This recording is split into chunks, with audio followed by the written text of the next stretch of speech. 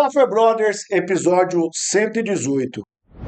Galera, e hoje está com a gente aqui o Padre Leonardo Guimarães. Ele tem 30 anos, ele fez um ano de iniciação no seminário em Dourados, Sagrado Coração de Jesus, e depois 7 anos no seminário Maria, Mãe da Igreja, é isso?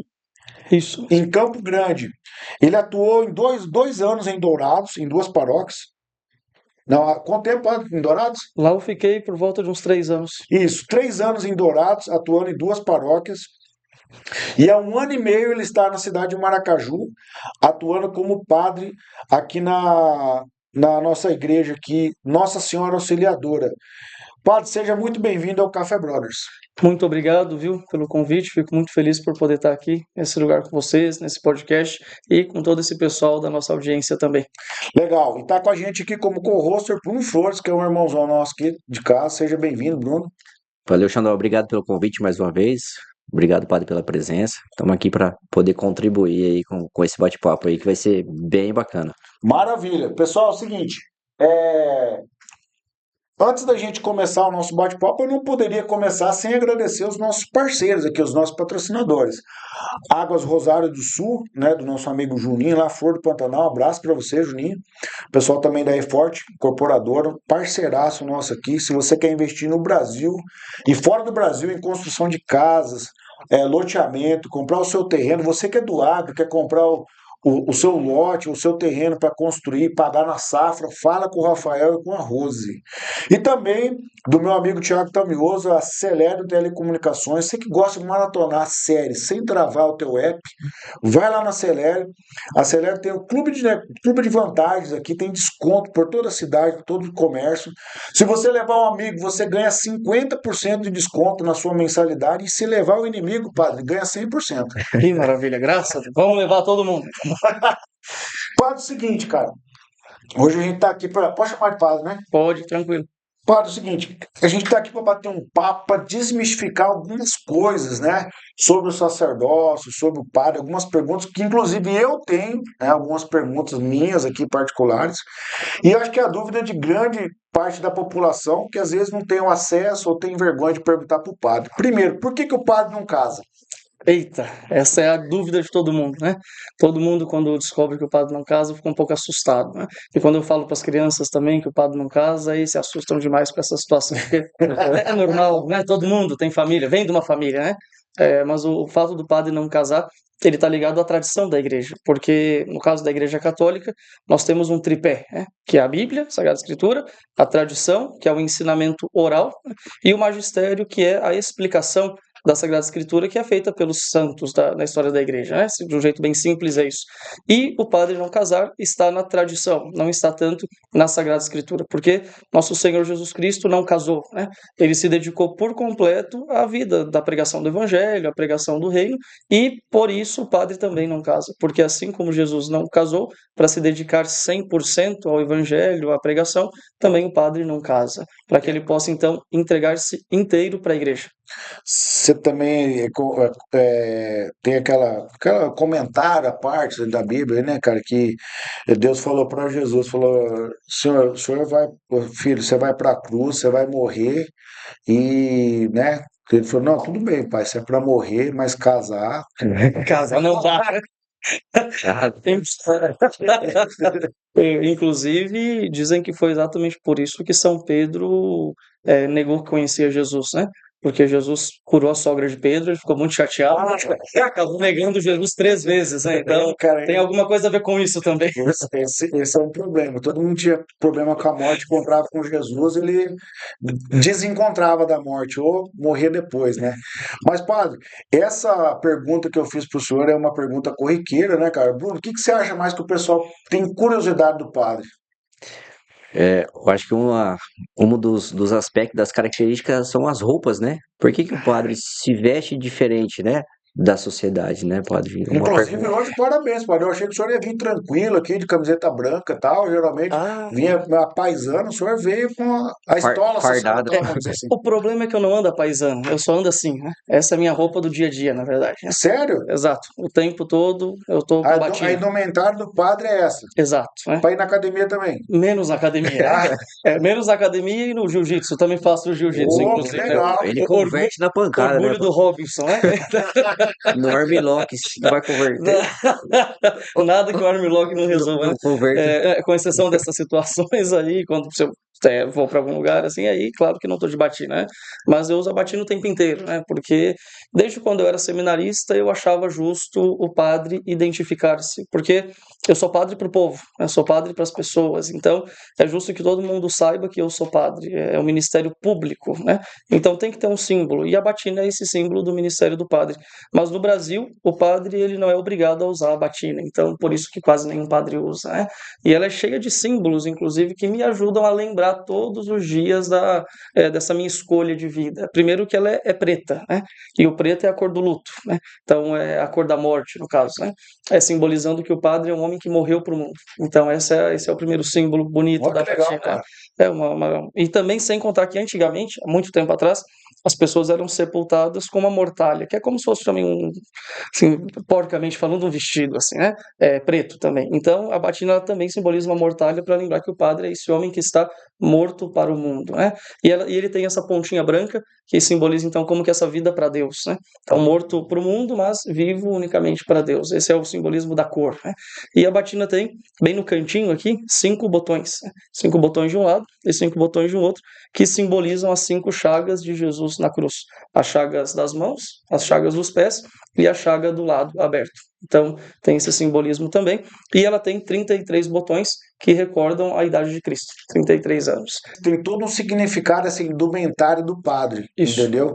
Tá, vamos falar aí o anel.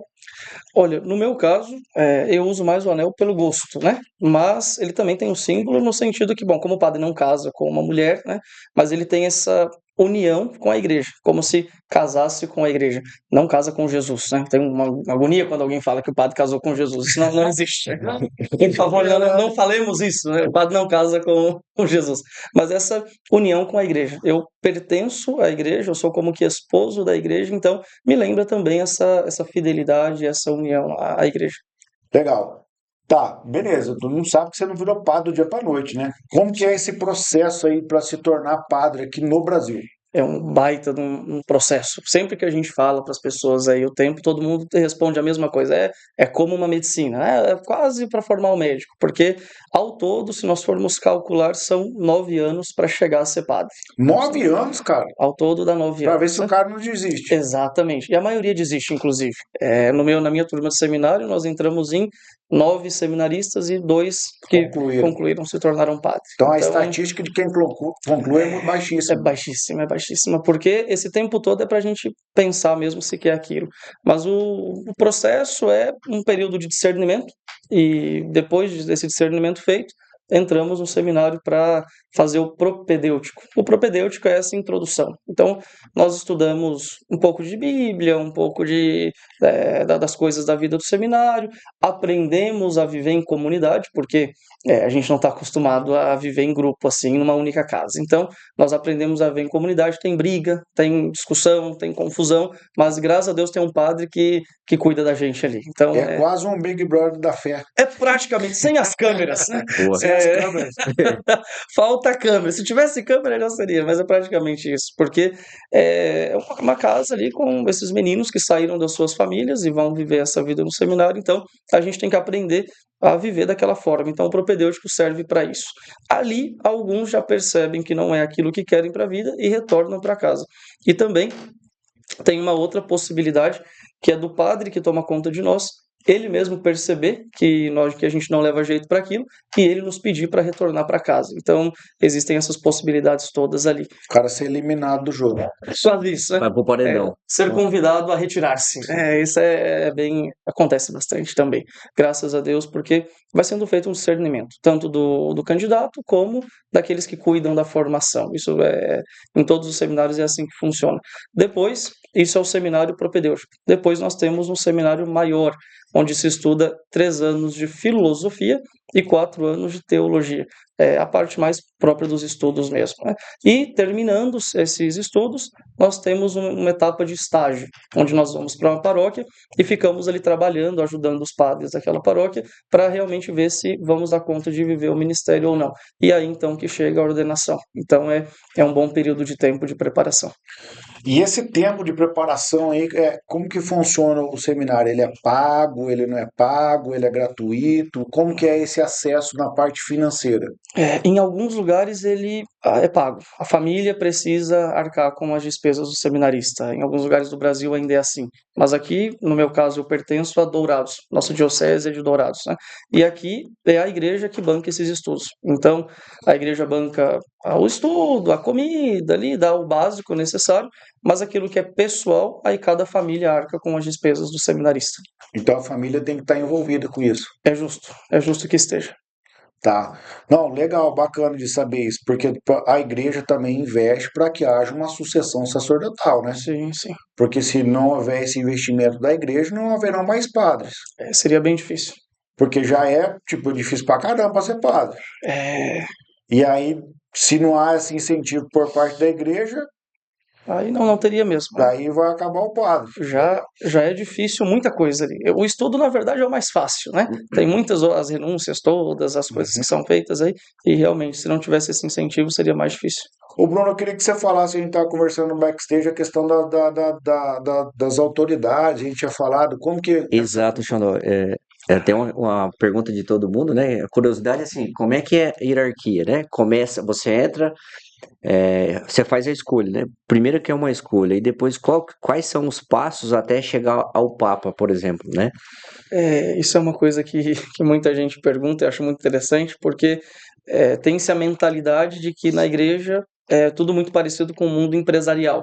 Quando eu entro pequeno na empresa e vou crescendo, vou ganhando ali, de certa forma, fama, popularidade, vou subindo de nível até alcançar o cargo mais alto. Mas na igreja não é bem assim que as coisas funcionam.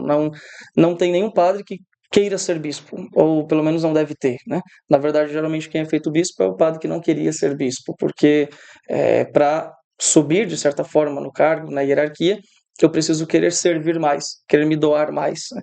Então não é bem uma questão de querer. É mais ou menos naquela pegada, que aquele que quer ser o primeiro sirva a todos. Exato, é bem naquilo que Nosso Senhor nos ensina, né? Quem quiser ser o primeiro, seja lá o último. Mas a hierarquia da igreja, ela, lá de cima vem o Papa, que é o sucessor de São Pedro. Então nós acreditamos pela tradição e também por aquilo que Nosso Senhor falou na Sagrada Escritura, que São Pedro, ele escolheu um sucessor, e esse sucessor escolheu outro, e outro, e outro, e nós temos o Papa hoje em dia. Então o Papa, ele é o sucessor do próprio apóstolo Pedro, né? E os bispos, eles são os sucessores dos apóstolos, de um modo geral. Cada apóstolo foi fundando igrejas e escolhendo homens para fazerem bispos ali, e esses bispos escolheram outros e outros e outros, e assim os bispos chegaram até onde estão agora. E depois os bispos escolheram padres e também os diáconos, né? Então esses aí são os que compõem a hierarquia da igreja. Então eu sou padre, então eu tenho o diácono ainda, que de certa forma na hierarquia está abaixo, mas a gente não costuma falar assim porque somos todos uma única coisa, um único corpo clerical, né? Então essa é a hierarquia da igreja, mas na verdade você perguntou como é que nós fazemos então para chegar a ser bispo ou papa. Sim. Na verdade, não querendo, né? É assim que a gente de fato chega, porque o não querer implica humildade. Então é necessário ser humilde, porque para estar acima eu preciso servir, eu preciso estar abaixo, no caso. Então não tem uma política de classificação, vamos supor, de promoção. Não. Não tem um rito, alguma coisa e tal. Porque, claro, eu estou perguntando aqui, são dúvidas minhas e da população em geral. Porque, assim, o cara que ele é bispo, ele ganha mais que o padre, financeiramente? De modo geral, não. Ou se ganha pouquíssima coisa. Pouquíssima coisa. Pelo menos em Dourados, o nosso bispo anterior, e acredito o atual, escolheram ficar na mesma dos padres. E todos os padres, inclusive, ganham a mesma, independente da Eu não paróquia. vou perguntar isso por uma questão de ética, né? Falar, quanto que ganha o padre, né, cara? Eu não sou da Receita Federal, nem da polícia, pô, entendeu? Não precisa. Exato. Mas assim, a questão, como o senhor serve a comunidade, provavelmente a comunidade vai pegando apreço pelo padre, o padre recebe presente, É, é convidado para jantar, é convidado para sim, isso. sim. Isso é normal na vida de um padre. Isso é normal. Vai depender do povo também. Tem povo que é mais amoroso, tem povo que já é um pouco mais arisco, né? Aquele povo que Vai é mais depender. treva, né? Mas tem. Tem bastante desses. Então, assim, Vai por ficar assim. exemplo, o senhor veio aqui hoje no nosso podcast, recebeu Sim, uma caneca de presente. Pode sim. receber um presente? Normal. Tran- Qualquer, tanto material como financeiro. Normal. Não é um impedimento. Tranquilo. Então, Tranquilo. se você quiser abençoar a vida do padre, você já sabe que você pode É, abençoar a vida do padre. tem o Pix, né? O Exatamente. padre também tem Pix, né? Exato.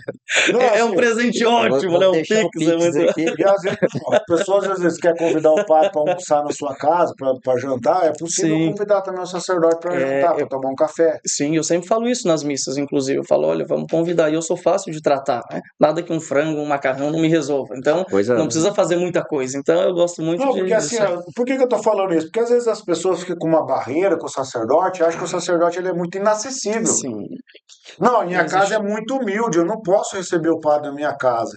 E é uma bobeira. Eu queria que o senhor falasse isso para as pessoas, padre, sabe por quê? Sim. Porque as pessoas acham que elas não têm acesso à minha casa humilde. Cara, você não vai ficar feliz de ser chamado para tomar um teré? Com certeza, claro, claro.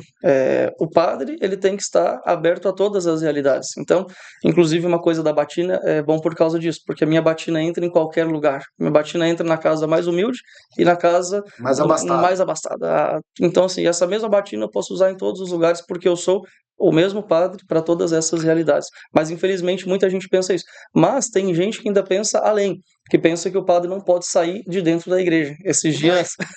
É muito legal, eu gosto demais dessas pessoas, né, que pensam assim. Esses dias umas paroquianas foram me chamar para almoçar na casa delas, e o pai, né, da família, ele falou assim, ué, mas o padre pode sair da igreja e vir aqui em casa, né? Até elas falam, é mais normal. Aí ele pensando que o padre não podia, que eu tinha alguma proibição, que o padre precisa ficar dentro dos muros da igreja. Então, assim, tem gente que tem essa mentalidade ainda hoje. Um regime semiaberto, né? Quase que fechado, né? Pô, pensa que o padre é no tornozeleiro, pô. Deus Pois é. Exato, tem Padre, deixa eu essa perguntar pro mentalidade. senhor, o senhor tira férias? Eu sou obrigado a tirar férias também, Uma vez 30 por dias. ano. 30 dias durante o ano. Então Tá? eu posso dividir como eu quiser. E aí você vai pra praia, vai pra algum lugar assim? Como que é isso? O padre pode ir em qualquer ambiente? Eu posso ir em qualquer ambiente que for convidativo para qualquer cristão, né? Mas eu não gosto muito De de praia? praia e tudo. Na verdade, é que o padre tem uma vida bem solitária, né? Então, eu não gosto muito de sair também sozinho por aí. Tenho essa dificuldade. Mas eu gosto muito de tirar férias em lugares históricos. Eu gosto muito de conhecer história, conhecer lugares assim, importantes para a Precisa história ir pra do. Turquia, Para a então, história padre. do. Eu estou, por enquanto, na história do Brasil, né? Me deixa. É, Deixa. essas outras histórias já ainda vai mais pra frente, né? Porque daí também o bolso não aguenta. Mas Que aquilo isso, que é do padre? Brasil, então eu Então tô vamos lá. planejando Então você quer abençoar o padre com a viagem pra Turquia? Já vai lá e abençoa ele também melhor pra coisa. Turquia. Tem o Pix. Tem que eu vou ter Deixa. um Pix. E outra coisa, você que acha que a sua casa é muito humilde, ninguém morre sem Exato. servir um teré pro padre. Então, convida o padre, recebe, Sim. e ainda vai receber a bênção do padre, né, padre? Exato. Mas é claro, e também tem uma coisa muito interessante, uma história que eu trago também da minha formação, que eu não tomava café, né? Eu não tomava café, um moleque meio fresco assim para comer e para as coisas, né? Não gostava de tomar café. E o padre que nos acolheu no seminário, ele dizia uma coisa muito bonita. Ele falava assim: olha, quando vocês forem nas casas das pessoas, especialmente daquelas mais humildes, né? Aceitem aquilo que oferecer, porque é o que ela tem para oferecer e ela quer muito oferecer aquilo para você e ela vai ficar feliz se você aceitar. E aí, primeira casa que eu fui, a senhora já me ofereceu uma xícara de café, né? E eu fiquei desesperado. Falei, meu senhor, o que que eu faço agora, né? É o que a pessoa está oferecendo. E tomei aquele café feliz da vida, porque era o que ela tinha para oferecer. E a partir daí comecei a tomar café e não me importei mais. Mas assim, para dizer que a gente não tem esse problema. Tudo que a pessoa puder oferecer é aquilo que a gente acolhe. Se só tiver um copo d'água, não tiver um tereré, é isso também que a gente acolhe, a gente aceita. Não precisa se preocupar com isso. Muito legal. Bruno, mais uma curiosidade aí que você tem, traz aí pra gente. A- Até falando um pouco da hierarquia, eu acho que é legal o padre esclarecer. De todas as hierarquias, tem uma pessoa que pode ser casada, que é o diácono, Isso, né? Então, exatamente. porque e ele pode celebrar também, né? Então, Por que que às vezes a gente vê, ó, o diácono fulano, ele é casado, mas ele tá lá na igreja fazendo o papel do padre, né? Então é importante as pessoas também conseguirem Entender. diferenciar, né? O Isso. porquê que um pode e não pode. Não sei se você sabia Claro, disso. claro, não. É. Isso é uma informação interessante, até porque a origem dela não está no Ocidente, está no Oriente. Porque na tradição católica, padre nunca pôde casar, mas um homem casado podia ser ordenado padre. Então é uma distinção, uma diferença aqui, né? Então, se um padre quiser casar, ele não pode. Mas no Oriente, em alguns lugares, se um homem casado quiser ser padre, ele tem essa possibilidade. Mas, se ele ficar viúvo, ele não pode casar-se mais uma vez, porque o padre não pode casar. E nós aqui no Ocidente, nós continuamos essa tradição com o diácono, né? O padre já não tem como, não casa, e não tem como ordenar um homem casado padre, isso é impossível aqui no Ocidente, mas o diácono sim, porque o diácono ele não é padre, né? Ele é um nível como que abaixo da ordem sacerdotal, e ele pode fazer batismos, casamentos, ele pode fazer uma celebração da palavra, ele tem essa possibilidade, mas ele não reza missa e não escuta a confissão. Então o diácono não tem essa permissão para fazer isso, mas ele pode ser um homem casado. Se o diácono fica viúvo, ele não pode casar-se de novo também. Então ou ele deixa de ser diácono, ou ele mantém-se então solteiro para o resto da vida. Então tem essa distinção. Mas eu fico muito preocupado porque tem muitas pessoas que não sabem a diferença, né? Vem um diácono e falam, lá, um padre, mas não, diácono é outra coisa, diferente de padre. É importante isso, né? As pessoas Não, diferenciar. legal demais, cara, entendeu? Eu acho que está sendo bem esclarecedor até aqui. E uma das minhas dúvidas também, padre, porque assim, ó, claro, eu tenho um pequenininho conhecimento da Bíblia, sabe? E a gente vê algumas coisas e algumas curiosidades, né? Que a gente quer saber. Não seria um fardo muito pesado para o padre ter que escutar as confissões? E por que que o padre tem que escutar as confissões ali, né, cara? É uma regra da igreja, é uma tradição da igreja, isso é bíblico. Por que que o padre ele tem essa incumbência de ouvir o pecado pouco, né? Pesado. Só o nosso já é pesado, né? Já tem que Aguentar carregar o os nosso nossos, cara, ainda ouvir os dos outros, né, cara? é pesado mesmo. Mas assim, também Começa assim, começa. padre. É uma regra da igreja, é um costume, é uma cultura. Isso é bíblico, não é bíblico? Como que Sim, sim. é isso, padre? Bom, tudo que é católico, assim como eu falei da batina, ou também até mesmo do padre, tudo tem uma base na Sagrada Escritura, mas depois um desenvolvimento na tradição. Então tem essa distinção. A confissão é a mesma coisa. Nosso Senhor Jesus Cristo disse para os apóstolos que eles tinham o poder de perdoar os pecados. Então, deu esse poder para eles.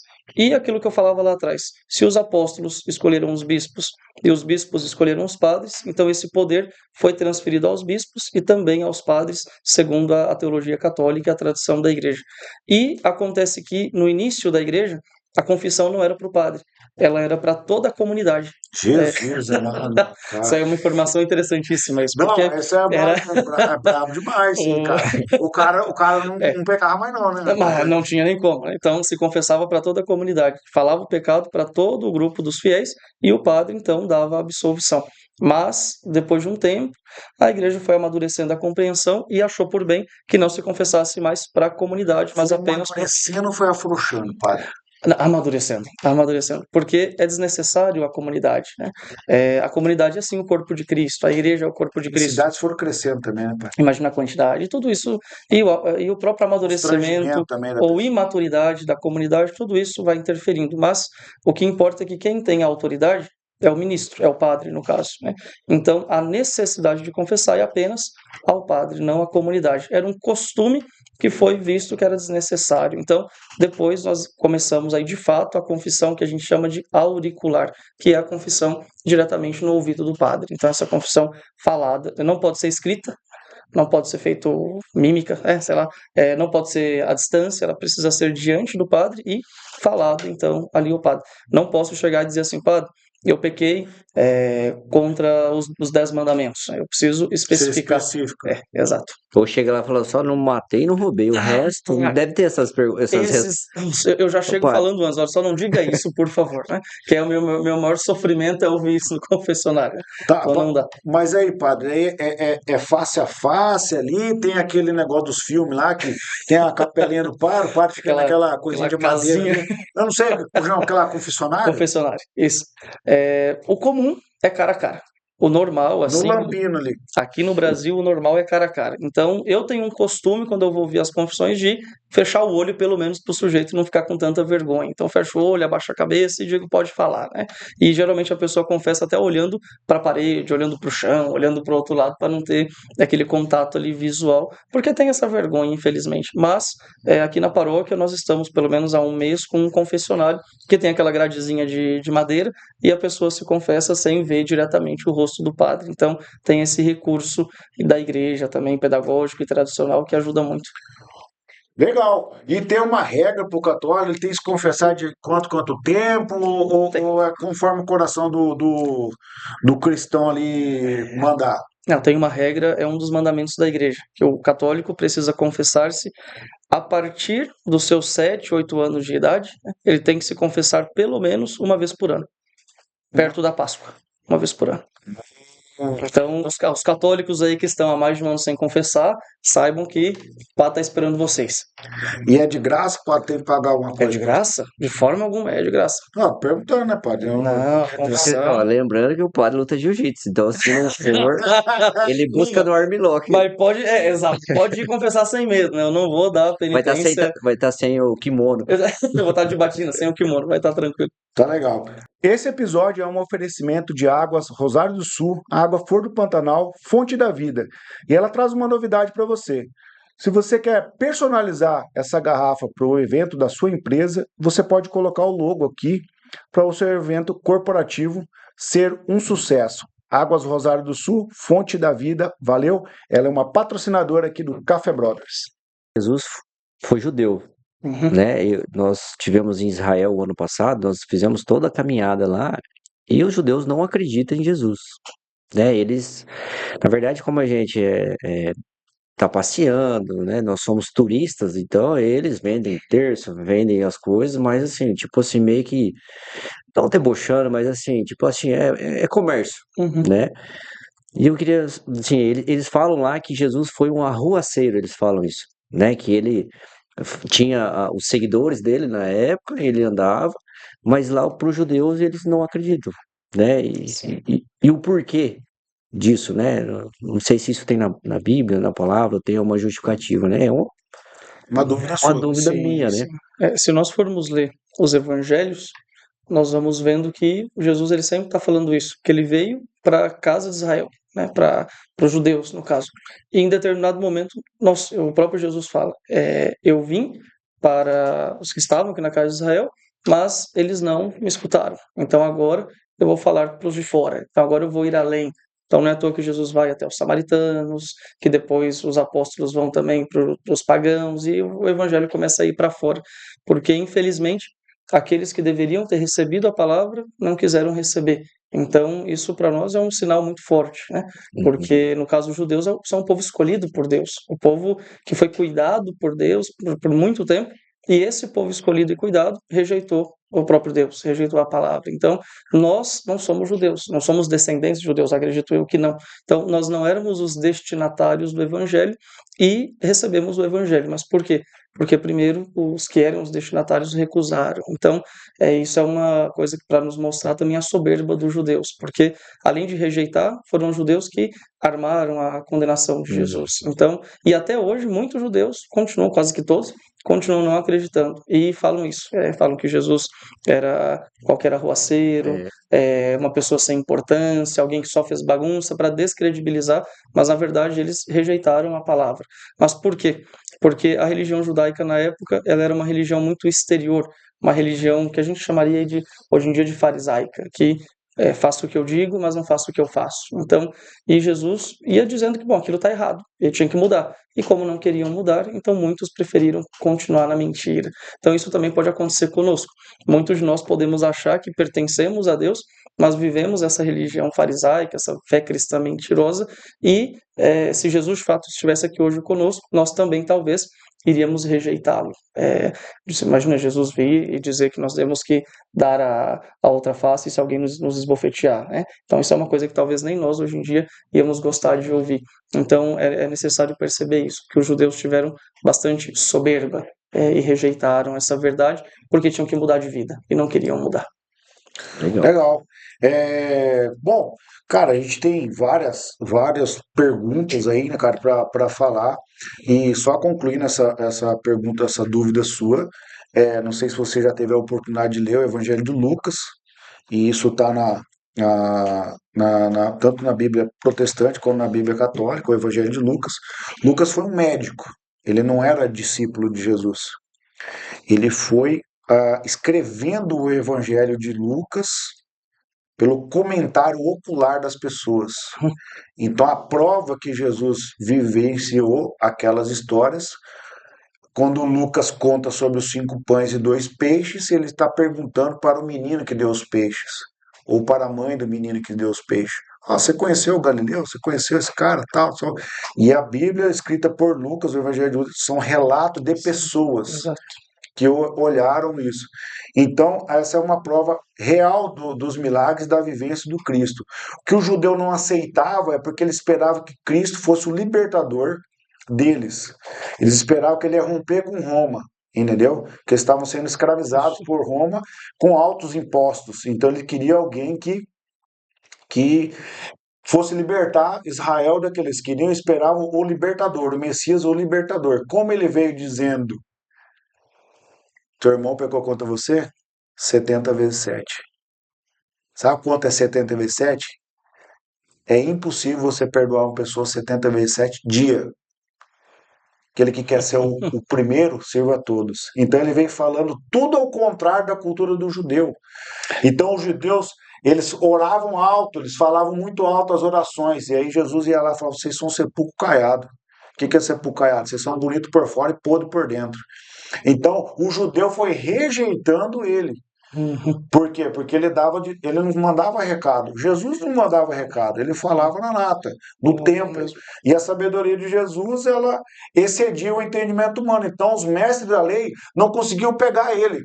Então, só um comentário, padre, eu acho que isso pode ajudar a ele e a quem está nos ouvindo. Eles estavam interrogando Jesus sobre acerca do imposto. Você tinha que pagar ou não imposto. E aí, vocês estão me interrogando por causa de imposto? Então, aí Jesus fala: Pedro, vai lá e joga uma linha no mar e pega um peixe. Na boca desse peixe tem uma moeda, paga por você e por mim. E aí Pedro vai lá, obedece a ordem do bom mestre, pega o peixe, na boca do peixe tem a moeda e ele vai lá e paga o imposto. Então eles nunca conseguiam pegar Jesus, eles armavam a arapuca para Jesus e não pegavam. Então eles falavam assim: com que autoridade que você perdoa o pecado, ô Cristo? Ele falou: os caras queriam pegar eles. Ele falou assim: o batismo de João é de Deus ou dos homens? Aí eles fizeram uma reunião e falaram: se nós falar que é dos homens, o povo vai matar nós, porque João Batista é um profeta. Se nós falar que é de Deus, ele vai falar: por que nós não cremos? Aí eles voltam e falam: nós não sabemos. Também o Filho do Homem não responde para vocês. Então eles sempre tentavam fazer essas pegadinhas com Jesus. E isso que ia criando mais ódio no coração dos judeus. Por isso que eles rejeitaram o Cristo. Exatamente. Você falou do libertador, é um ponto interessante, porque Jesus é o libertador, mas não um libertador político, como eles esperavam, né? O Messias, o ungido, ele não vem nos libertar de coisas desta terra, mas daquilo que é espiritual, né? Nos libertou da culpa do pecado. Exato. Então, foi isso que, junto com tudo aquilo que o senhor falou, isso gerou esse grande conflito, porque até hoje nós queremos muitas vezes um Jesus que nos liberta de coisas Um Messias, terrenas, nós né? queremos um Messias, tá ligado? Nós queremos uma pessoa, nós queremos um Salvador, aquele que nos salva das dores cotidianas, dos problemas, que nos ajude a ganhar graças, a aumentar a conta bancária, mas Deus não está para isso. Deus está para nos libertar do pecado. Então, esse Deus realmente até nós rejeitaríamos, como eu dizia agora há pouco, porque nós muitas vezes queremos coisas materiais e não as coisas espirituais. Então, os judeus, infelizmente, Por isso, talvez que a gente estava comentando, que os judeus caíram nesse materialismo. Tudo é mercado, tudo é produto e dinheiro, por causa dessa compreensão materialista que rejeita o espiritual. Isso é bem delicado, uma realidade bem delicada. Ficou claro aí, Bruno? Deu Ó, uma rapaz, esclarecida é uma aí. catequese, né, cara? Mistura tudo, né? A Tá louco. catequese, Top teologia, demais. tudo ao mesmo tempo. Muito bem. Ô, padre, o seguinte, cara, até falar desse aí que nessa ordem que o Bruno chamou, antes de eu puxar outra pergunta, eu quero falar assim, quais são os ensinos que, assim, ó, com todo respeito aos católicos, cara, eu não tô aqui mas assim, tem um comentário que o católico ele vai 2 vezes na igreja só. Ele vai só. Ele vai quando que levaram ele, que foi batizado no coque, ele nem podia decidir aquilo ali. E depois ele vai só no velório. Entendeu? Então, assim, Acontece. claro, gente, não leva pro coração, tá? Isso é Por piada, favor. tá? É meme. Então, assim, padre, mas qual que seria a ordenança, vamos dizer, do católico praticante? O cara que ele realmente leva a igreja a sério. Uhum. Não na fuleiragem, o cara que vai domingo, depois parece que. Eu sempre falava assim que parece que tem um demônio da amnésia na porta da igreja. O cara sai lá, o demônio rouba toda a memória dele e ele volta para a velha vida. Mas qual que seria a ordenança do católico ali? Ele se batiza, faz. Eu queria que o senhor falasse isso, essa iniciação, vamos dizer assim, na fé católica. Porque assim, eu posso falar dessa parte mais ritualística ou aquilo que Não, compreende o tipo, dia a dia da a fé. catequese e É, tal, primeira comunhão, coisa. o problema é que isso aí é só o começo, na verdade. Isso é uma coisa que eu falo o tempo inteiro, porque, veja, nós temos aí na Igreja Católica os 7 sacramentos. Não posso dar tempo de eu explicar tudo o que é isso, mas 3 desses sacramentos nós chamamos de iniciação à vida cristã, que é o batismo, a crisma e a Eucaristia, a comunhão, aí lá na missa e receber o corpo de Nosso Senhor. São sacramentos que nos iniciam na vida cristã. Para receber esses sacramentos, eu faço a catequese, que dura ali mais ou menos uns 6 anos, de modo regular. Caramba, mano. 6 anos de catequese? Começa ali com uns 8 anos, 9 de idade, vai até os 15, 16, Estudo uma dependendo. vez por semana. Uma vez por semana. Assim, fazendo esses 3 anos para receber a Eucaristia, para poder comungar, talvez nós poderíamos comparar com algumas igrejas evangélicas com o que chama de Santa Ceia, mas na Igreja Católica nós acreditamos de fato que ali está a carne de Nosso Senhor e o sangue de Jesus também. Então, 3 anos para receber a Eucaristia e 3 anos para a Crisma. O problema é que essa preparação ela é para iniciar a vida cristã. Mas tem muito católico que acha que aquilo já se resume à vida cristã. Acaba ali. Né? Formei, já tô Formei na. Não, tem uns que falam, sou até crismado, né? Formei na igreja, não preciso de mais nada. Mas não. Aquilo ali é como se fosse o básico, a papinha, para que o fiel consiga viver a vida católica dele. Que é, então, no mínimo, missa dominical. É o mínimo, mas a pessoa também pode ir à missa outras vezes por semana. A oração diária e constante na própria casa também, o que algumas igrejas evangélicas chamam de devocional, nós chamaríamos aí de meditação, oração mental, mas é praticamente a mesma coisa, também é compromisso do fiel católico, além das devoções que existem, também o Santo Terço, tantas outras devoções. Isso deveria fazer parte da vida do católico, e também a mudança de comportamento, junto com a mudança de mentalidade, porque... Seria o testemunho, né? Exato, quanto mais eu rezo, mais perto de Deus eu fico, e mais eu vejo que preciso mudar alguma coisa dentro de mim. Por isso a confissão, eu vou lá, me confesso, faço o propósito de não mais cair naquele pecado, e eu vou então me purificando daquilo que é ruim. Essa é a caminhada católica, mas infelizmente, entre o correto, o ideal e a realidade, tem um abismo gigantesco. Pô, legal, cara. Então, assim, o padre, ele tá ali para falar, mas o povo que vai fazer, cara. Você não vai pegar na mão de todo mundo. Tanto é que para muitas pessoas eu falo, irmão, você não vai entrar no céu de mão dada. A salvação é individual. Você tem que cuidar da tua fé cristã, você com Deus. Padre, uma pergunta minha, uma curiosidade minha. Se o batismo, ele seria para remissão dos pecados, o batismo. Não estou falando questão de religiosa, estou falando do batismo ali de Jesus. Jesus batizou Sim. com 30 anos, ali com João, tá? Enfim. Por que do batismo da criança, se ela não tem consciência daquilo? Ela não pode se decidir por aquilo. Se ela vai se arrepender, claro que já nasceu pecador, né, cara? Sim, sim. Mas ela não tem consciência de remissão de pecado. Então, ela é uma cultura da igreja, tem uma base bíblica, como o senhor disse, A tradição? é uma tradição. Como que é isso? Veja, O batismo de criança. na teologia sacramental, ele tem dois efeitos, mas a gente pode falar que são três. O primeiro deles é a remissão dos pecados, que está ligado à remissão dos pecados, que é também retirar a culpa do pecado original, porque acreditamos, pela teologia da graça, que a descendência de Adão, no caso, cada um de nós, carregamos essa culpa do pecado original, que foi então remida já foi apagada pelo Cristo, mas a necessidade do batismo para confirmar essa exclusão da culpa. Então, junto com a remissão do pecado próprio, também a remissão, no caso, o perdão desta culpa que é trazida pelo pecado original. E também o batismo tem como que finalidade, um dos efeitos do batismo, o outro, é nos tornar filhos de Deus. Antes do batismo, pela teologia sacramental, nós somos criatura muito amada, mas ainda uma criatura.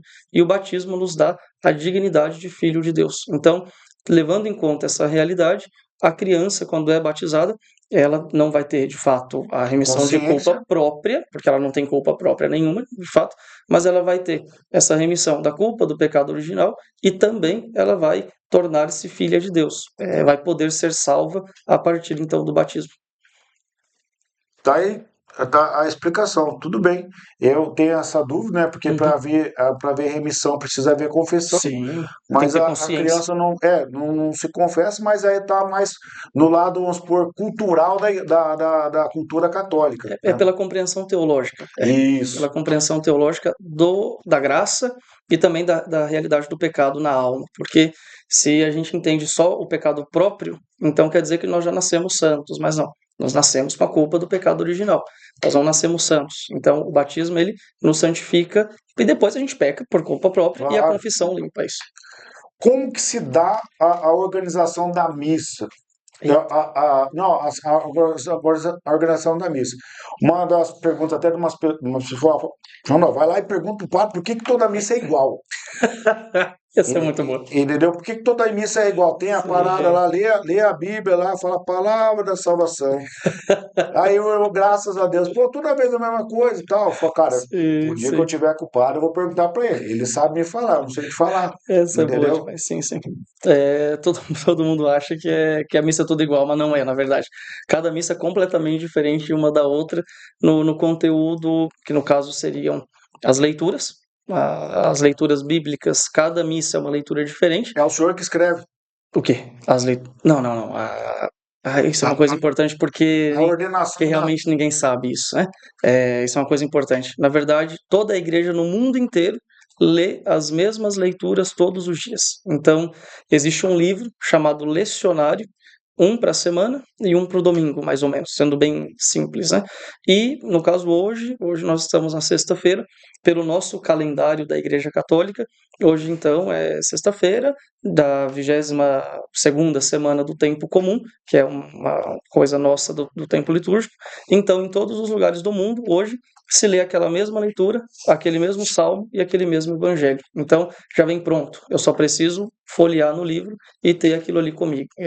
Então, não sou eu que escolho. É a Igreja Universal, já a Igreja no mundo, que escolheu há tantos e tantos anos atrás, pelo menos o que nós temos agora já tem uns 70 anos, 50 mais ou menos. Então, é esse que nós usamos, é esse elenco de leituras. Então não tem a pregação do padre. Tem a partir dessas leituras que foram escolhidas.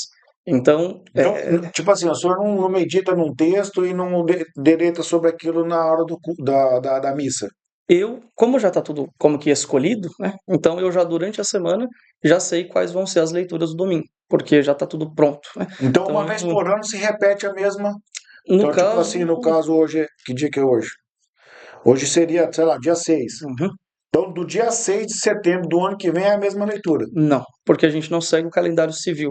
É tá. outro calendário, né? Nós seguimos o calendário da Páscoa. Então vai depender de onde a Páscoa cai, então muda Mas o em nosso algum calendário. momento vai repetir, É, no tempo histórico. sim, sim, durante a semana. Durante a semana se repete a cada 2 anos e durante os domingos a cada 3. Tá, Então tem beleza. esse elenco. E no caso, o meu sermão, a homilia do padre, ela é feita em cima das leituras e do evangelho daquele final de semana. Porque assim, Então ó, eu não escolho. eu vou falar bem a verdade pra você, eu escuto missa Ah, é? no rádio, bem, assim, principalmente na safra, eu já coloco na missa, ali. E tem uns padres que é brabo, cara. Os Não caras posso mandam falar. os cara manda brasa. Eu falo, Acontece. é o povo que tem o coração duro, É. entendeu? Porque assim, às vezes os caras falam, não, meu padre vai à missa. Eu falo, não é, Não. escuta, A pessoa entendeu? que para escutar, ela sai de cada missa diferente. Porque Exato. cada missa é uma coisa. Padre, vamos para perguntas agora pontuais agora Ei, da minha dúvida de fé bora lá. cristã. Vamos lá. Aborto. A Igreja Católica é a favor ou é contra o aborto? Veja, completamente contra, né? Por quê? Primeiro, porque o aborto é um assassinato. Então, se é assassinato, vai contra um dos 10 mandamentos da lei de Deus, então, que é não matar. Então, é óbvio que que a Igreja Católica é contra. Mas, se nós formos olhar o contexto disso, tem um documento, não sei se o senhor já ouviu falar desse documento, o senhor também, é um documento antiquíssimo dos cristãos, chamado Didaqué, ou Didaquê, dos primeiros séculos do cristianismo. Ele se chama Pequeno Catecismo dos Apóstolos.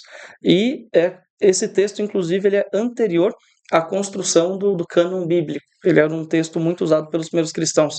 E já nesse documento, nessa Didaqué, ali já está dizendo que o cristão, na época não era uma única coisa, então o cristão ele não mata a criança no ventre e também não abandona a criança, porque naquele contexto era muito comum a criança que nascia com alguma deficiência física, alguma má formação, ela era abandonada para ser comida pelos animais, jogada na beira da estrada, isso era muito comum. Então, desde lá, a igreja se mantém, então, completamente contra o aborto.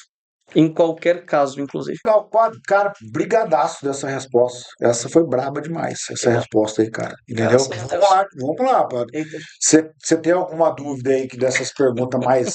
Direta. Sim, faz aí, que eu Tem, tenho mais aqui. não, eu tenho ainda sobre o batismo, que eu acho que é uma coisa importante, porque assim, ó, o que que acontece? Vamos supor, a pessoa é católica, de repente ela não gosta do padre. Ah, eu virei evangélico. Aí ele vai batizar de novo. Aham. E a gente sabe, e você me corrige se eu estiver errado, a gente só pode ser batizado no Pai, Filho e Espírito Santo uma única vez. Uhum. Eu acho que é dúvida de muita gente, assim, muitas pessoas são batizadas. Nós fomos batizados como crianças se for católico. Como que é isso numa outra igreja, por exemplo, vai ser batizado de novo, Uhum. né? O pastor sabe disso, por exemplo, né? Porque até onde eu sei, você não pode ser batizado pelo Espírito Santo 2 vezes. Você pode, eu acredito, ser batizado em nome do Pai e do Filho, mas o Espírito Santo, acho que você só pode ser batizado uma vez, né? E se não é um pecado, outra pessoa, ou um pastor, alguém que não saiba disso, ser batizado de novo, né, padre? Esclarece isso, se eu falei bobeira, me Não, tranquilo. corrige. Eu acho que é dúvida de muita gente, você vê muita gente mudando de igreja e toda hora batiza de novo. Rebatizando. Rebatizando, exatamente. É que assim, aí a gente tem um problema que já veio com a reforma protestante, né? Porque com a reforma de Lutero, Lutero ele começou a mudar ou repensar a teologia de acordo com aquilo que ele pensava que fosse de fato certo, uma interpretação dele, né? E com ele outros reformadores assim foram fazendo também. Por isso, tem muitas ideias teológicas, muitas formas de se pensar a teologia hoje em dia. E essa questão do batismo é uma delas, até porque é fundamental para a fé, a realidade do batismo. Então, assim, para o fiel católico, está inclusive no creio que nós rezamos toda a missa aqui, nós acreditamos em um só batismo para a remissão dos pecados, né, como nós já falamos. O fiel católico, a Igreja Católica, ela acredita em apenas um único batismo e pronto, não é necessário mais nenhum batismo depois, porque se eu já sou filho de Deus, se eu já tive a mancha do pecado original mandada para fora, o que eu vou fazer com a minha culpa dos meus pecados? Me confessar. Então não tem necessidade de ter outro batismo. E acontece que algumas denominações evangélicas vem a necessidade desse rebatismo, porque na teologia deles, na teologia do seu reformador, eles julgaram que assim fosse necessário, mas na teologia católica, apenas um único batismo. É isso que nós acreditamos. Inclusive, o batismo válido, de acordo com a teologia católica, é o batismo em nome do Pai, e do Filho e do Espírito Santo. Então, os luteranos, os presbiterianos, até onde eu saiba, e tantas outras denominações, batizam em nome do Pai, e do Filho e do Espírito Santo. Então, se um luterano quer tornar-se católico, ele não é batizado na Igreja Católica. Ele só entra na catequese e recebe a Eucaristia. Né? Um presbiteriano, a mesma coisa. Então, a primeira coisa que eu pergunto é isso: você foi batizado em nome do Pai, do Filho e do Espírito Santo? Se a pessoa diz que sim, então ela já é católica, ela não precisa ser rebatizada. A evangélica que vê a necessidade desse rebatismo, mas para a teologia católica isso não existe. Lembra, pai, que tava? Sim, claro, claro. Então manda brasa aí. Vocês falaram da questão da dúvida batiza duas vezes, e realmente isso é possível. Se não tem como comprovar como é que foi feito o batismo, nós fazemos um batismo sob condição. Então, seria o quê? Se realmente foi batizado, esse segundo batismo ele é inválido, né? Mas se não foi batizado, esse segundo batismo, no caso, ele é válido porque é o primeiro e é o verdadeiro. Então, existe essa possibilidade do na dúvida, batiza, né? Eu já sabia disso já. Por isso que O senhor fez bem a catequese. Por isso que assim, na dúvida eu batizo duas vezes. Inclusive, até, padre, eu não falei para vocês aqui, mas eu fiz a catequese, a primeira comunhão, a crisma, tudo, tinha cartilha, tudo, estudava. Você foi católico? Fui, muito tempo. Olha só, tá entendeu? vendo? Qual que é a sua igreja hoje? Desculpa. Hoje eu congrego na primeira igreja batista. Ah, entendeu? Aqui, entendeu? Então, eu liderei juventude há muito tempo, Olha.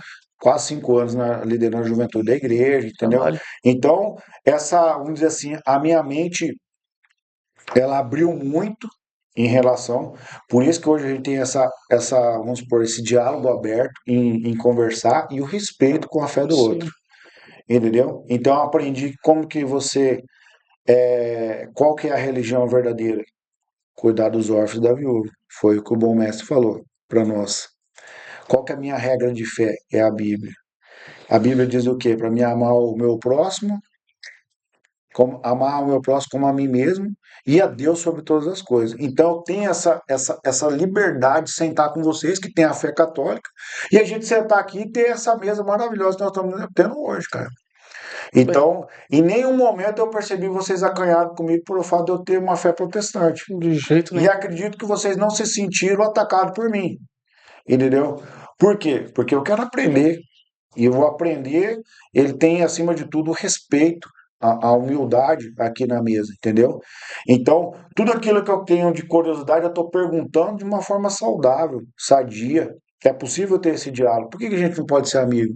Claro, com Por que eu não certeza. posso sair daqui, tomar um café ou convidar o senhor para ir na minha casa Nada. almoçar? Nada impede. Entendeu? Então as pessoas muito aquele eles contra nós, entendeu? E eu não aprendi dessa forma. Eu posso ser seu amigo e respeitar a tua fé, e você pode ser meu amigo e respeitar a minha fé. Eu acho que nós vamos construir uma amizade de respeito muito mais do que se eu tivesse que te indagando. Com coisas que são pensadas na minha mente, entendeu? Em algum momento a gente vai convergir os pensamentos, vai ser pensamentos diferentes, mas eu acredito que a fé cristã ela tem uma base sólida que é Cristo. Então isso aí para mim já basta, entendeu? E se a gente tiver alguma dúvida, a gente faz igual a menininha lá. Quando chegar lá no céu, pergunta, né, cara? Entendeu? É desse jeito, tá certo. Mas assim, concluindo esse meu. Eu tô falando porque vocês me perguntaram, entendeu?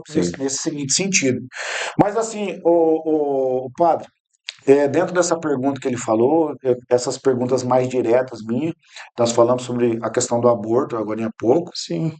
Eu quero tocar num assunto que para mim é muito sério, baseado na minha fé cristã. Casamento, padre. Pode separar? Pode divorciar? A Igreja Católica apoia o divórcio? Ela é contra o divórcio? Como que é isso? Olha, se for responder já bem breve, completamente contra. Por quê? O casamento, ele também é um sacramento. Um dos 7 sacramentos. Né? E o que a teologia da igreja diz? Que, primeiro, a gente pode, na verdade, já voltar ao Evangelho, porque Nosso Senhor já fala isso, que o casamento ele é para sempre, a não ser em caso de união ilegítima. Então, Nosso Senhor deixa isso muito claro. Se for uma união ilegítima, não houve casamento, então aí não tem problema ter o que a gente chamaria de divórcio, mas não seria bem um divórcio. Seria Traição. Não, também não isso não seria união ilegítima, no conceito aí Mas se o da cara teologia provou católica. que ele foi traído, ele consegue anular o casamento dele na igreja católica? Por esse fato, não. Porque o que torna o casamento nulo não é o que aconteceu depois, é o que aconteceu antes do casamento acontecer. Então, mesmo que ele for Então, traído, isso não é matéria, tem que perdoar. isso não é matéria de casamento nulo. O que seria uma matéria? É 70, 70 vezes 7. 7. É pesado o negócio. Olha, tá na Bíblia, velho. Olha, vai estar usando aí. Olha, é nóis. Mas olha, Eu dou conta não, pai. é pesado o Não dou negócio. conta não. Mas assim, Pessoal, você veja, que vai casar, escolhe bem, viu? Depois não vai falar que é culpa do padre. Ah, o padre não cancelou meu casamento. Não, escolhe bem. não tem nada a ver com o padre, é com quem casou. Inclusive, nós não falamos que o padre celebra o casamento. Nós falamos que o padre assiste, no sentido de dar assistência. Quem celebra, quem se casa, são os noivos, né? O padre ele confirma a união que os noivos fizeram diante do altar. Então, tem essa compreensão do casamento. Mas assim, se a pessoa casa imatura, né? Ou sem a motivação certa, qual que é a motivação do casamento? Eu quero me doar para sempre a essa pessoa e quero viver com ela porque eu assim escolhi, né? Quero amá-la para sempre. Então, se eu não tenho maturidade suficiente para entender o que eu estou fazendo, isso de certa forma já torna o casamento nulo também, né? Mas Dá pra anular, tipo, dá pra se arrepender. não seria se arrepender, né? Mas se eu consigo constatar a minha imaturidade no ato do casamento, e se eu não fui bem aconselhado, tudo isso também talvez pode acontecer. Mas é necessário estabelecer uma investigação, se assim a gente pode chamar, no tribunal eclesiástico, que é um tribunal católico, para ouvir testemunhas, para colher então ali como que interrogatórios e tudo mais, para que se entregue então essa certidão de nulidade. Isso acontece. Cara, e é legal isso que ele falou, complementando. Eu me casei aí junto com a Gabi fazem uns 3 anos, mais ou menos, né? Eu acredito que eu acho que o ano passado nós tivemos filha, exatamente 3 anos. E pra gente casar, por exemplo, você vai tirar a carteira. Você não vai lá simples, me dá a carteira, não. Você tem todo um questionário pra você ver se tá apto a casar. Tem um curso de noivos. Tem Isso é curso outra de coisa, noivos. Aham. né? O curso é fundamental, precisa. Mas o padre, ele faz como se fosse um confessionário, até o padre Júnior, O que nome é entrevista mesmo. É uma entrevista. exatamente. Então, assim, Xandó, eu quero casar. Então, beleza, senta aqui. Por que você quer casar? Não vou falar as perguntas porque não Não vou dar convém. spoiler. Mas assim, ele tem um questionário muito firme e se o padre entender que você não tá pronto para casar, ele não te libera. Ou ele não faz a celebração do casamento. Estou falando isso porque, assim, eu sei do conhecimento de uma pessoa que conseguiu anular o casamento.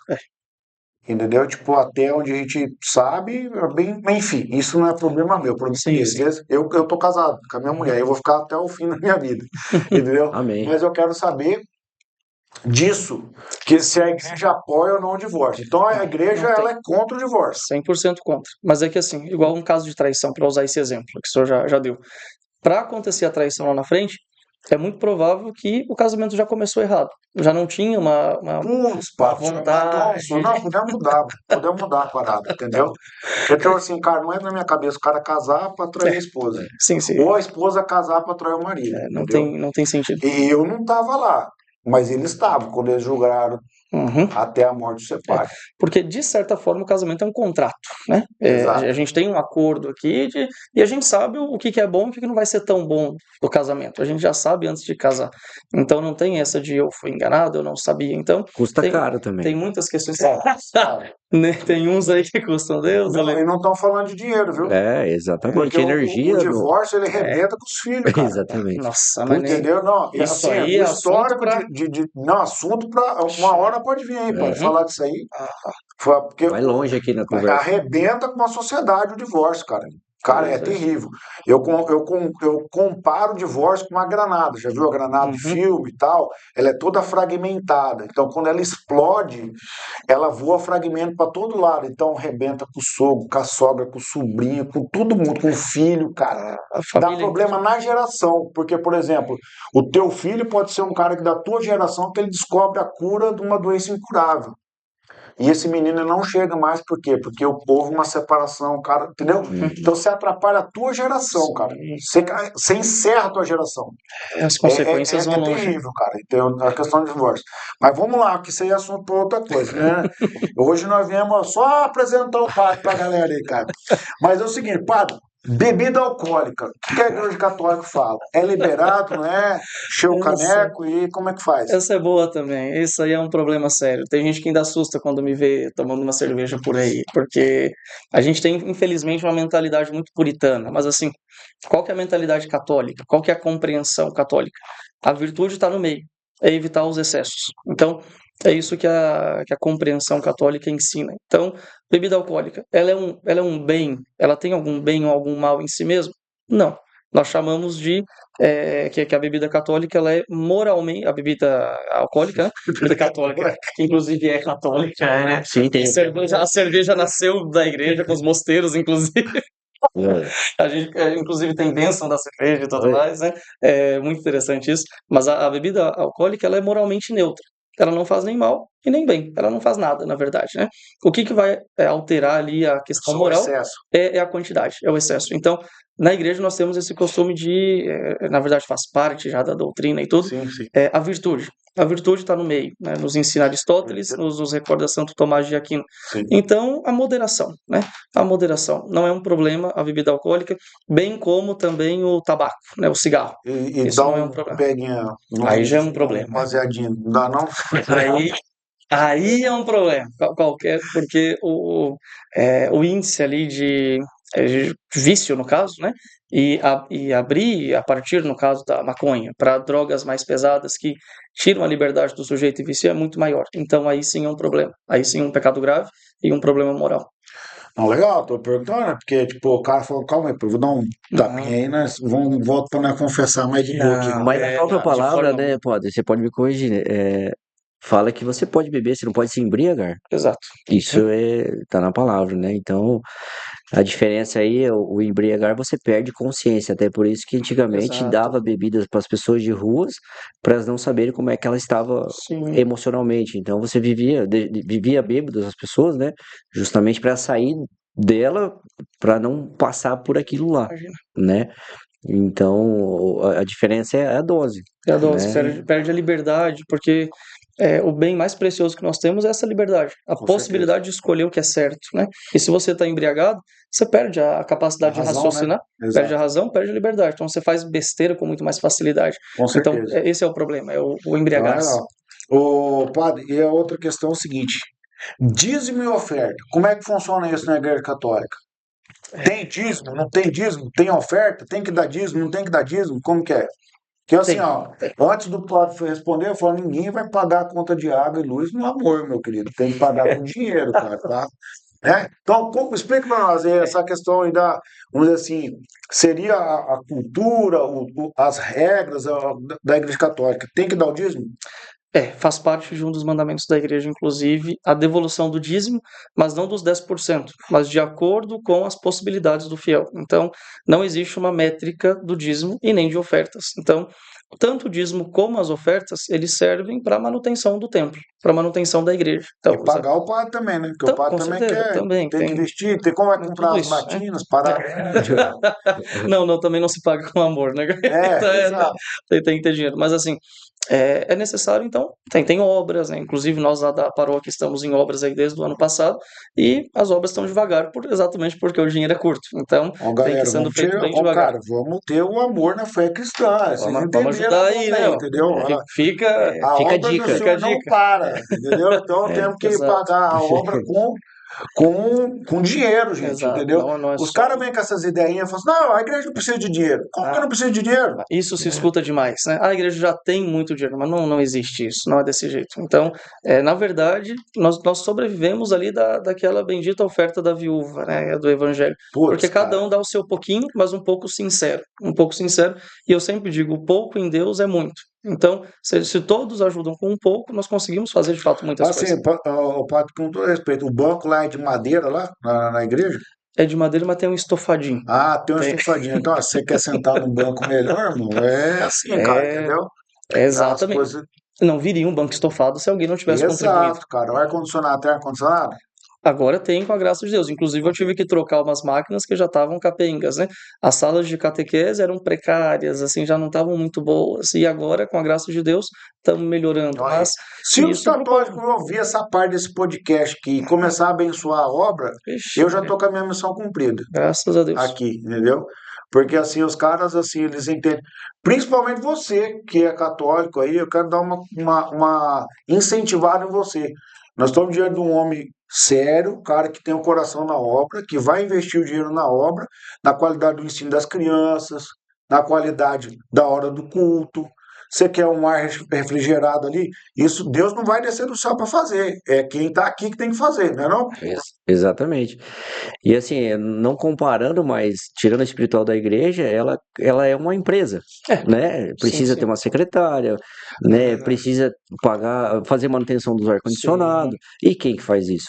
Né? Então, exatamente. nós precisamos realmente tirar esse tabu, né? E romantiza muito que a Igreja Católica é muito rica. Não, não é. Nós De precisamos forma alguma. realmente. E a própria palavra fala que muita gente fala assim: ah, a hora que eu ganhar o dinheiro, eu vou lá e vou dar o dízimo. Na verdade, é o contrário. Você tem que dar para receber. Né? E muita gente faz ao contrário. A hora que eu acertar o negócio, ou eu tiver bem, eu vou doar. Né? Isso é o inverso, na verdade, né? Ô, padre, então nós falamos aí da questão da bebida, questão da droga, do divórcio, né, cara?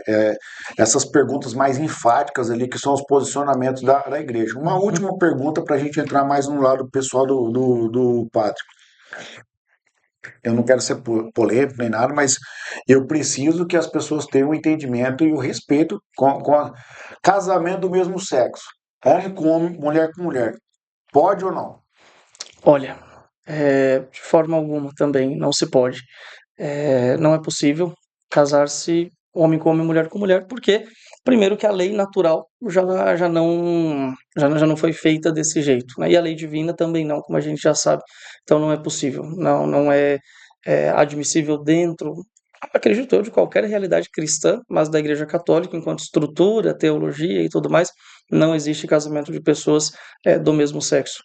Nós não as excluímos, né? Podem participar das missas normalmente, né?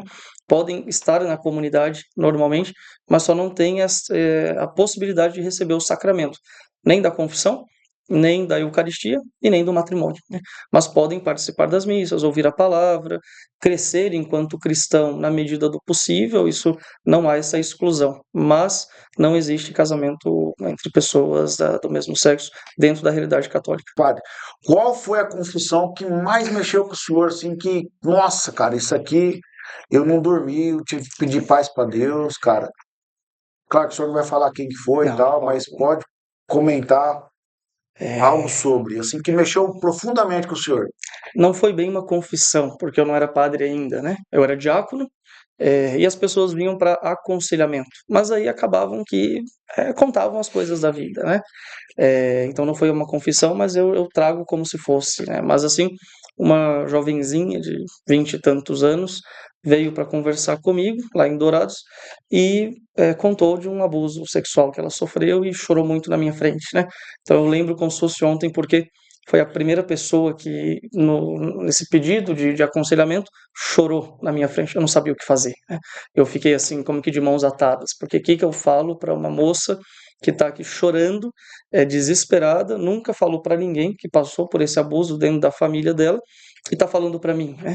Então eu me sentia assim com as mãos atadas, com aquela dor humana e ao mesmo tempo espiritual. O que que você fala? Não tem que ser falado ali para aquela situação, né? Então eu lembro que me vi de mãos atadas e aquilo me marcou muito.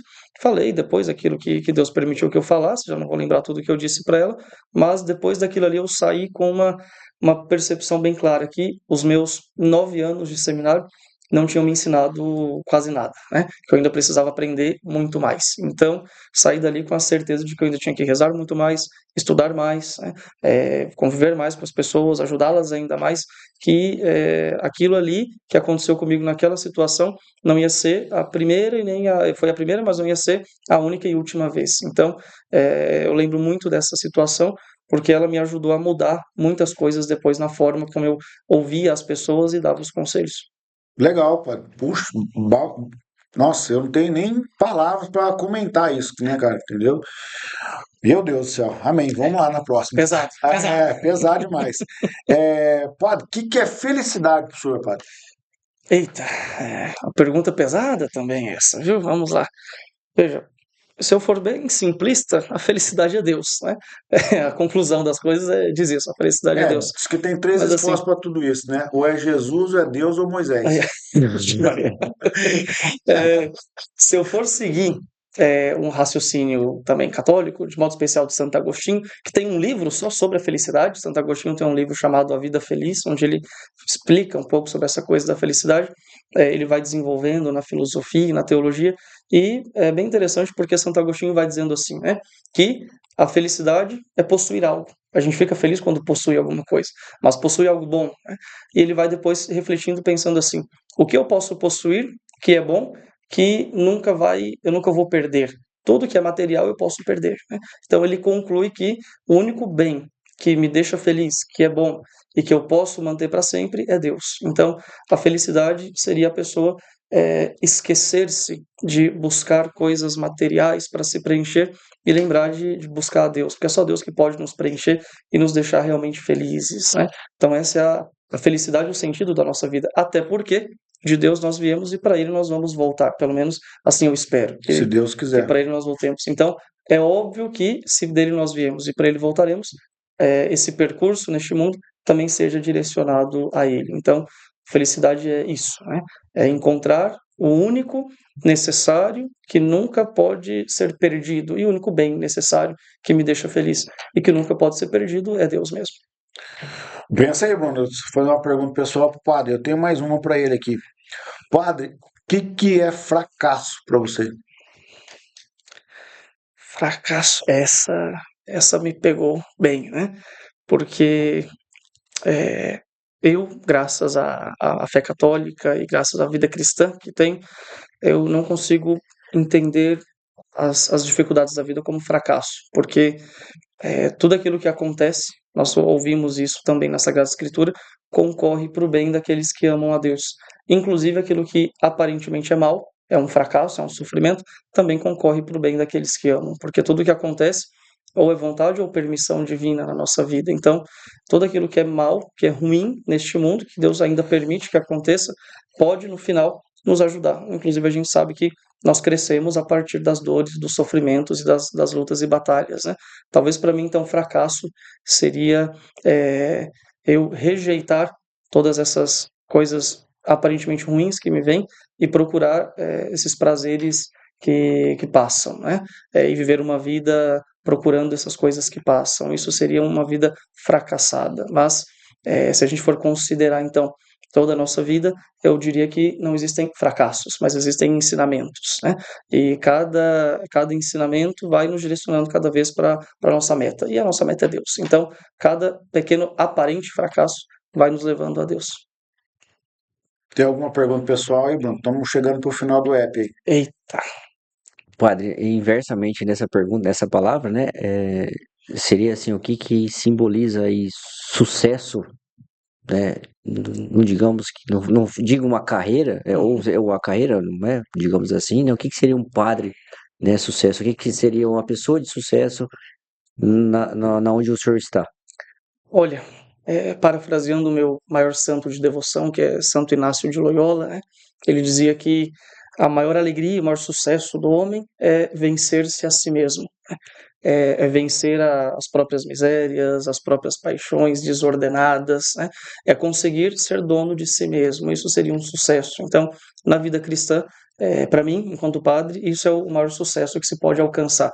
Não um sucesso material, mas esse sucesso na fé e espiritual de vencer-se a si mesmo, ou seja, colocar rédeas em si mesmo para que eu não faça nada além daquilo que de fato eu quero fazer, porque na nossa vida nós vamos muitas vezes fazendo coisas que não gostaríamos de ter feito, né? Sabemos que não devemos fazer, mas vamos lá e fazemos, porque por fraqueza, por influência alheia, enfim. Então, o sucesso, na minha percepção, é isso. É o ser humano que domina a si mesmo, que domina aquilo que não está certo nele e consegue alcançar a meta aí que ele se coloca, que é o céu. Rapaz, Brabo demais essa Top, hein? resposta aí. Cara, Pega o código. Muda o mindset, né? Top. cara, Obrigado pela resposta. deixa eu. Bom, enfim, estamos chegando aqui. Cara, eu poderia ter uma mesa contigo aqui de 1 hora e meia, cara. Espero ter oportunidade de ter o senhor aqui com a Opa, gente novamente aí, com certeza. Só te chamar, viu? em uma outra oportunidade aí, para a gente falar sobre outros assuntos, né? Histórico, enfim. Eu acredito que a gente pode gerar um conteúdo de valor aqui na vida das pessoas, né? Mas, padre, aqui nós temos uma pergunta final do podcast, nessa retomada aqui do Café Brothers, né?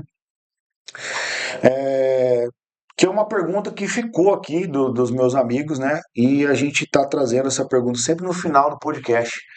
Então a gente aqui falou do que você faz, tal, de todas as nuances aí que tem dentro do sacerdócio, do padre. Mas quem é o padre Leonardo? Meu Deus do céu, não tem um modelo de resposta aí, não? Porque eu já não mando as perguntas antes, pô. Quem sabe faz ao vivo. Esse é É um mais ou problema. menos o que o Faustão fala. Quem sabe faz ao vivo. Quem é o Padre Leonardo, né?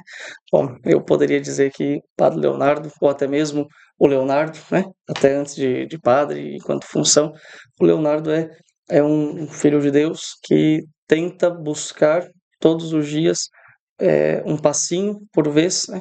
Caminhando em pequenos passos possíveis, alcançar isso que eu disse, que é essa minha felicidade, que é esse domínio de si mesmo, né? Para que eu possa assim também alcançar o céu. Então, o Leonardo é um homem que é filho de Deus, que pede a Deus todos os dias essa graça de conseguir um passinho por vez, mudar todos os dias alguma coisa que precisa ser mudado para conseguir melhorar e tornar-se santo, né? Então isso seria o Leonardo, e o Padre Leonardo vem junto com isso tudo. Então este é o Padre Leonardo, e é esse o legado que eu gostaria de deixar ao mundo. Então, pensando aí já em vir a faltar nesta terra, né, já pensando daqui uns bons anos, espero eu, né, que não seja tão recente assim, que esse seja também o meu legado, que quando lembrem de mim, lembrem por isso, esse foi o Padre Leonardo. Poxa, legal demais. Cara, vamos passar pelas considerações finais aqui. Vou dar as minhas e vou pedir para o Bruno fazer as considerações. E a gente está chegando ao final do nosso episódio. Bruno, gostou de estar com a gente? Curtiu o episódio aí? Xandó, fantástico.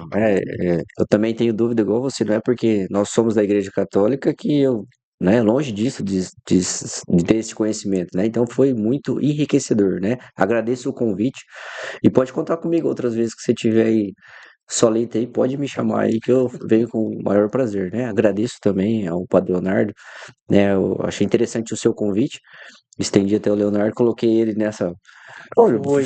da fogueira, mas foi enriquecedor para grande parte dos católicos e, né, evangélicos e todos os cristãos aí que aprendeu muito com uma catequese, né? Não só sobre a igreja, mas um pouco para entender quem é o Padre Leonardo, né? Então, eu quero agradecer aqui o convite e parabenizar pelas belíssimas palavras aí, Padre. Legal. Cara, é o seguinte, antes de eu dar as minhas considerações, que eu fecho o episódio, queria que o senhor desse suas considerações. Curtiu estar com a gente aqui? Mas com certeza, viu? E tem até uma historinha breve para contar, para concluirmos aqui, que quando eu cheguei aqui em Maracaju ano passado, algumas pessoas falaram, padre, seria muito bom que o senhor fosse no Café Brothers, né?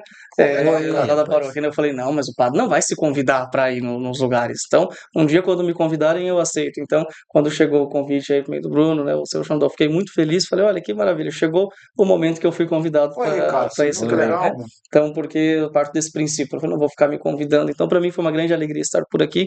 Fiquei muito feliz mesmo com o convite e gostei demais de estar aqui. Eu sei que aqui nós temos conteúdo sério, que todo mundo que já passou por aqui sempre muito respeitado também. Aquilo que a gente estava dizendo, não é um embate de opinião, mas simplesmente para a gente conhecer um pouco mais e se enriquecer. Então, aquilo que todos vocês escutaram é para enriquecer, né? Aquilo que não servir para alguns, deixa de lado. Pode jogar fora, não tem problema, mas aquilo que servir, guarda no coração e já vai ser muito bom, viu? Deus abençoe a todos. Muito obrigado mais uma vez pelo convite. Legal, cara. E eu, como tô aqui nessa mesa aqui há cento e poucos episódios, mais uma vez vou sair daqui uma pessoa melhor. Aprendi muito com o senhor e achei muito legal que atrás da batina tem um ser humano, um cara que veio aqui sem nenhuma reserva. Tudo que nós perguntamos, respondeu numa boa, naquilo que ele sabe, naquilo que ele não sabe. Ser humano, né? Imagem e semelhança aí do nosso bom mestre. que veio aqui trazer um conteúdo enriquecedor para nós aqui. Muito obrigado por estar com a gente aqui. Fiquei agradecido demais. Quero agradecer ao Bruno que fez a ponte aí para estar junto com a gente. E claro que dando uma brecha aqui, a gente ajeitando, você é sempre bem-vindo aqui com a gente no Café Brothers. Galera, é o seguinte, então se você chegou aqui no final do episódio, curte muito, compartilha, vai lá no nosso YouTube, se inscreve no nosso canal, ativa o sininho. Toda segunda-feira nós temos episódios às 19 horas e de vez em quando, na sexta-feira, nós temos episódios extra, tá? Quero agradecer a todos os nossos patrocinadores aí. Águas Rosário do Sul é forte, Celero Telecomunicações. E o que o nosso convidado merece aí, galera?